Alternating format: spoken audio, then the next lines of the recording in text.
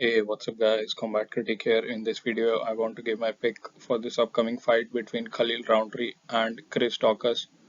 This fight has been scheduled for UFC 289. Let's get started. If we look at the records of these two guys, starting with Khalil, he has 17 fights and he's won 11, lost 5, and one fight is a no contest. If we talk about his 11 wins, 7 of them have come via knockout. So most of his wins are knockouts, and 4 of his wins have also come via decision. He has no wins via submission. If we talk about his 5 losses, 2 losses have come via knockout, 1 via submission, and 2 via decision. So in the losses, he is pretty evenly distributed. However, if we look at the wins, we clearly see that he is a striking guy and he's not interested in the wrestling and grappling. Now let's talk about Chris Daukas. So Chris has 18 fights, 12 wins and 6 losses. If we talk about his 12 wins, 11 of them, so almost all of his wins have come via knockout. Just one win has come via decision. And if we talk about the 6 losses, 5 of them have come via knockout.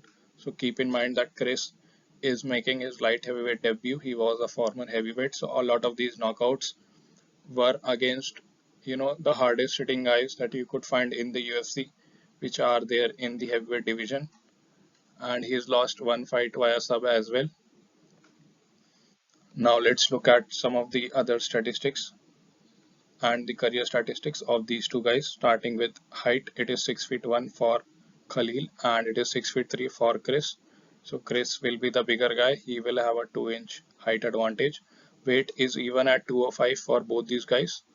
And for Khalil, he has been making 205 pretty commonly. And for Chris, this is the first time he is making light heavyweight. So this might be a tougher weight cut for him. But let's see how it goes. He was not the biggest heavyweight, and I think he should have always fought at light heavyweight. He would have done better, and he would have maybe not get KO'd frequently like he did at heavyweight. If we talk about the reach, it is 76 for both these guys.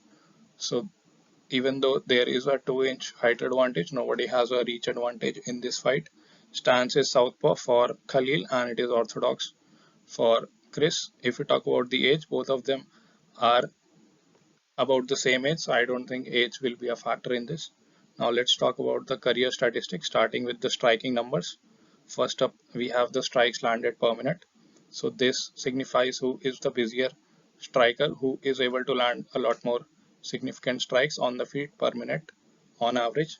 This is 3.67 for Khalil and 6.41, almost double that number for Chris. So again, Chris has a huge advantage. I think he lands a lot more shots. Now let's look at the accuracy. So accuracy is 38% for Khalil and it is 50% for Chris. So he is landing a lot more shots. At the same time, he is also more accurate. He has an advantage in the striking accuracy. Strikes absorbed per minute. Now this is 4.19. This signifies the number of significant strikes that you absorb per minute on your average from your opponent. So the lower number is better in this case because you are getting hit less. And if you look at Chris, it is 4.48, so he gets hit slightly more than Khalil. So in this case, the advantage goes to Khalil. If we talk about striking defense, it is 50% for Khalil and 57% for Chris. So again, Chris has an advantage here as well. Now let's talk about wrestling, grappling, and PJJ stats. I don't think either of these guys are looking to grapple or wrestle in this fight. And you can see that in their stats, takedown average is 0 for both these guys. They have never, taken anybody down in the UFC. Takedown accuracy again 0% for both these guys. Takedown defense is 54% for Khalil. It is 100% for Chris. Most likely somebody probably got rocked and shot a takedown at Chris and Chris defended it. So that is why he has 100% takedown defense. Submission average is 0.1 for Khalil and it is 0 for Chris. So a slight advantage goes to Khalil, but it is pretty insignificant. I don't think anybody, in this fight is looking to grapple or submit his opponent. Now let's look at some of their past performances, starting with Khalil. So Khalil is on a 3-fight winning streak, where in his last fight he beat Dustin Jacoby via split decision. This was back in October of last year. Before that, he beat Carl Robertson and Bukauskas via TKO. Both these fights were good fights, and Khalil is a Muay Thai expert.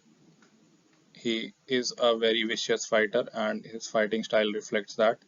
If we talk about the fights before that, he lost to Marcin via unanimous decision and got TKO'd by Cutelaba. This was back in 2019, and before that, he beat Eric Anders and he was KO'd by Johnny Walker via elbows. This is the fight that made Johnny Walker famous. And overall, if you talk about the career of Khalil Rountree, he is, 50-50 in his UFC career so far. He's won, 3-4 fights. He's lost 3-4 fights. Now let's talk about Chris. So Chris is at a rough point in his career. He's lost his last 3 fights. In his last fight, he got KO'd by Rosenstrike in the first round. This was in December of last year.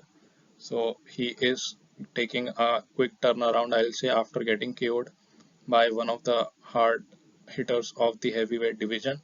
And before that, also, he was TKO'd by Curtis Blades in the second round. This was in March of last year. Before that, he was KO'd by Derek Lewis in the first round again. This was in December of 2021. So I think he should have waited a little bit more to recover from back-to-back 3 knockout losses. But let's see how he does in this fight. If we talk about his fights before that, he was on a tear. He was finishing everyone. He beat Abdurakimov via TKO in the second round, Alexei Olenek in the first round, Rodrigo Nascimento knockout in the first round, Parker Porter again first round, and Danny Holmes. This fight was outside the UFC, but he finished him in the first round. So he does not have the UFC experience that Khalil has, but he has been fighting bigger guys. He is used to heavyweight power, and even though Khalil has a lot of power, I don't think he has the same amount of power that some of these guys that Chris has fought, like Rosenstrike, Derek Lewis, these guys have. And for these reasons, I have to go with Chris Daukas. I think he gets it done in the first round, and I believe he has a lot more power than Khalil, and he is used to fighting heavyweights, which have more power than Khalil. So I think he should get it done against Khalil, but again, he has never fought at light heavyweight, so I don't know how the weight cut will affect him. And also, he's been KO'd thrice in his last 3 fights, and I think he should have taken a year off after that Rosenstrike KO, but he is coming back less than 6 months after that. This could affect his chin, and he might be, lose again to Khalil Rountree, but let's see. I think Chris Daukas is more experienced fighting bigger guys, so Khalil's power is lesser than Rosenstrike's or Derek Lewis. So for these reasons, I am picking Chris Daukas to win this fight. Let me know what you guys think in the comments below. I'll see you guys in the next video.